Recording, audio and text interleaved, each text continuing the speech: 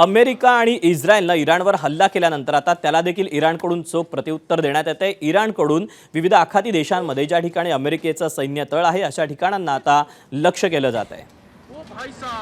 Kuwait, Bahrain, Jordan, Oman, Qatar, West Bank, Abu Dhabi देशांवर हल्ले केले जात आहेत। जॉर्डनमधील मफक अल सल्ती, कुवेतमधील अली अल सलेम, कतारमधील अल उदैद आणि यूएईमधील अल धफरा या अमेरिकेच्या हवाई तळांवर इराणनं क्षेपणास्त्र हल्ले केले। इराणचा एक ड्रोन कुवेतमध्ये पाठवण्यात आलेला, मात्र एअर डिफेन्स सिस्टीमकडून इराणी ड्रोन पाडण्यात आला। तर कतारची राजधानी दोहामध्ये इराणनं त्याला लक्ष्य केलं असून दोहा शहरात 11 वेळा स्फोटांचे आवाज ऐकू आल्याची दृश्ये समोर आली। दुबईत राहणाऱ्या अमेरिकी नागरिकांवर इराणनं हल्ला केला। इराणच्या हल्ल्यामुळे अमेरिकी नागरिक राहत असलेल्या इमारतीला आग लागल्याची दृश्यही समोर आली। त्या युद्धाच्या परिस्थितीमुळे बहुतांशी आखाती देशांनी आपापली हवाई क्षेत्र ही बंद केली आहे।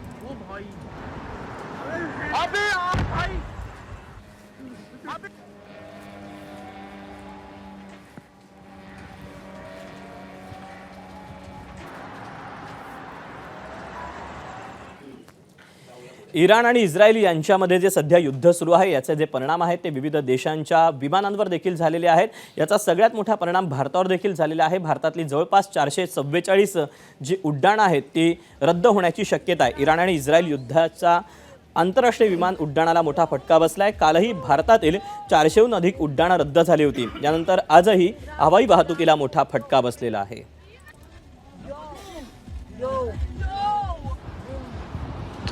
Some missiles launching here in Abu Dhabi. America, Iran आणि इस्रायल यांच्यामध्ये जे सध्या युद्ध सुरू आहे या सगळ्याचा जो मोठा फटका आहे तो आंतरराष्ट्रीय वाहतूक सेवेला देखील बसलेला आहे आणि या सगळ्या पार्श्वभूमीवर याचा परिणाम या सगळ्या वाहतुकीवर बसून अनेक प्रवाशांचा जो आहे तो खोळंबा देखील मोठ्या प्रमाणात झालेला आहे।